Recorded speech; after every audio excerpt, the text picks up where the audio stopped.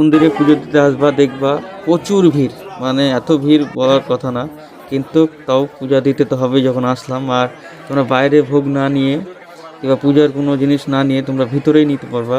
তো ভিতরে তো ক্যামেরা করা অ্যালাউ নাই, তাও আমি যতটা ক্যামেরা করার অ্যালাউ ততটা আমি তোমাদের দেখাবার চেষ্টা করছি। দেখো এরকম হয় ভিতরটা, আর ওই পাশ দিয়ে মন্দিরে যেতে হয় দর্শনে। এটা হলো বাকি, দেখতে পাচ্ছ মাতাজির মন্দির, গণেশের মূর্তি, সব রকম ঠাকুরের আছে। আর এখানেও টাকা, শুধু টাকাকে যত পারো সাবধান। এখন আমরা চণ্ডী দেবী মন্দিরের জন্য যাব, চলে আসলাম পুজো টুজো দিয়ে মনসা দেবীর পিছনে রোপ, আবার রোপ দিয়ে চণ্ডী দেবীর মন্দিরে যাবো, আবার রোপে করে নামতে লাগলাম। যে মন্দিরে উঠে এখানেই ভোগ লিবা, যতটা নেওয়ার বাইরে নিবা না, নাহলে ঠগা পড়ে যাবা। ভিতরে যেগুলো দিবে সেটাই ভালো। তারপরে নিচে নেমে আমরা রাবলি কুলফি খেলাম, 30 টাকা নিল। এবার আমরা এখান থেকে আবার গাড়ি ধরে যাব চণ্ডী মন্দির। তোমরা নেক্সট ভিডিও